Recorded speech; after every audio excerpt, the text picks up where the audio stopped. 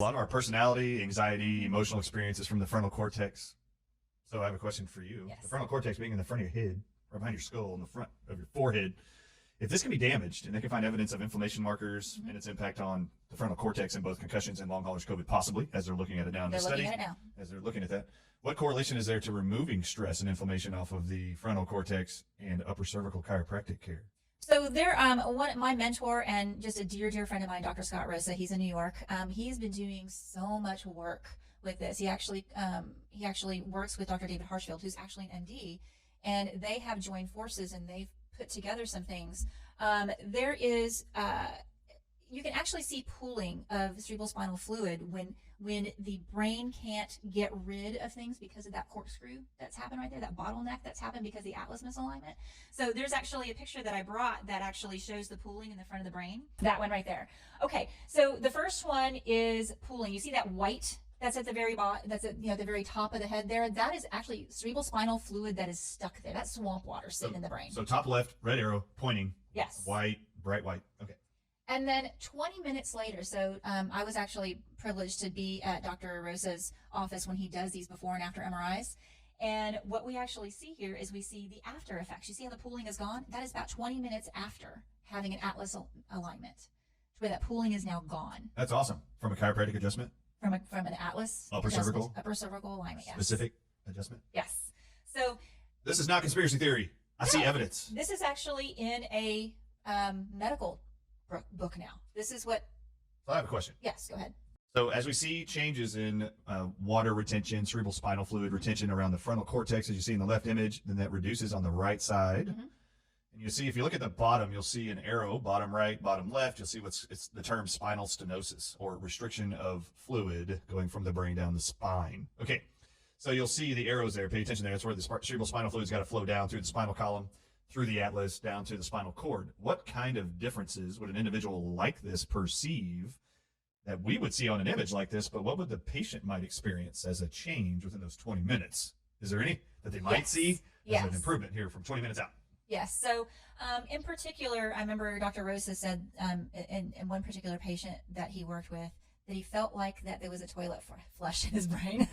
So, I mean, that's pretty descriptive. That's pretty descriptive. You know, all that pressure built up in there and all of a sudden it just got flushed. Yeah. You know, sometimes patients really feel kind of like a little lightheaded because all of a sudden that vertebral artery is able to kind of send blood and oxygen up to the brain. They're like, whoa, they feel kind of like, I don't know, loopy even, just for a few seconds, but it's like, wow, what just happened? And then we see changes in their posture immediately. They're able to lift their legs equally.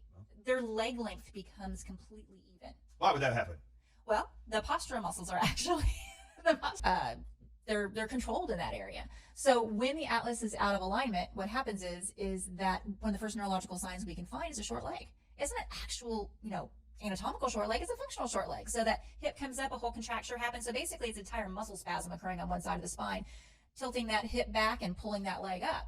So once we adjust that atlas, immediately after, you see that leg length come down and that hip comes down, that whole contraction just goes away instantly. And they're like, I can't believe that just happened. Only the chiropractors are loving this actual analogy here and real life experience. As we're walking through airports in the mall and we're watching people's gaits, you can tell immediately they're out of alignment at the atlas. Atlas out. Yep, exactly right. So the whole body's connected. Yeah.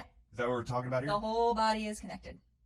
You need to look at the body as a whole. And I love the view of looking at the atlas as a, just so you know, the atlas, when I said, how does that happen when you make an adjustment to the neck and you see improvements in flexion and extension of legs and becoming a better, the brain, it controls everything. So if you're not taking care of the connection of the brain to the rest of the body through the atlas, is the first bone everything goes through from the brain, everything else improves if you make adjustments of the atlas. It's brilliant, by the way.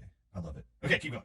So there's another picture that you had on previously, and that actually looks at the flow. Now, Dr. Rosa has this special thing that he can actually do at his office where... Can you put up that image, Ren? Yeah, yes, that one right there. It's a little difficult to see, but you can see where the red arrow is, and you can see that there is on the left-hand side, there is no flow occurring there.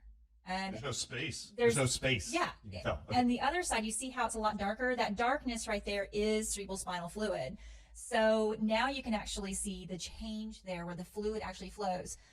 You can actually look this up too, where you can actually see it moving. pumping. This is dang cool. Okay, but there's actually a couple issues that I had to actually specifically take care of that they were already diagnosed with in practice before I ever met them.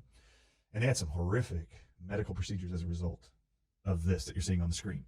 They call it Arnold-Chiari syndrome or Chiari malformations. That's what you're looking at right there is increased pressure of the brainstem at the base of the skull, and they cut out medically the back of patient skulls, the back of the vertebrae. It's disgusting what they do. They will put spinal fluid drainage tubes down their spine to actually leak into their stomach their whole life. And you know what? This right here wasn't even considered Arnold-Chiari. Oh, I know. I'm just saying this is what it looks like. That's what you see. That's what you see. But you have to have 5 millimeters or more below the skull in order for it to be even medically even looked at. But what we're looking at is we're looking. I think I'd rather catch that early. Yeah, I know, right? What we're looking at is they call it Chiari 0. The medical community does not recognize anything above 5 millimeters. So basically, you're normal.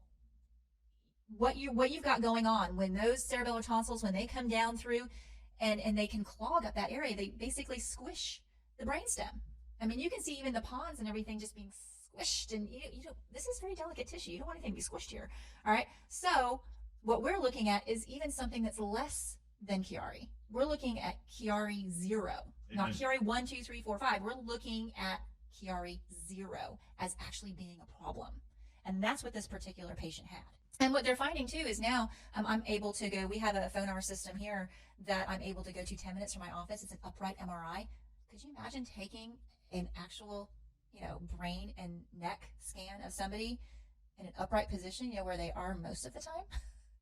They actually show that they can see 43% more of these things going on. We put the correlation together between these two things, between the symptoms of the neurological and psychological symptoms of long COVID, along with post-concussion syndrome, where, I did 300 hours to learn how to take care of patients like this. Why can't Upper Cervical Chiropractic be part of the team? Can't do it remotely. Tell them where to find you. Okay, I am in Plano, Texas, near the intersection of Coit Road and Park. And I'm about 6 minutes north of the George Bush Tollway. They're going to first find you online. Tell them where. Yes, healthworkstx.com, 972-612-1800. Give that number again. 972-612-1800. No conspiracy theories here. Upper cervical works. Yes, sir. Upper cervical. Atlas. Take care of the atlas. The brain can then communicate and control the body's function as God designed it. All right. Amen. Last thoughts. You got 20 seconds.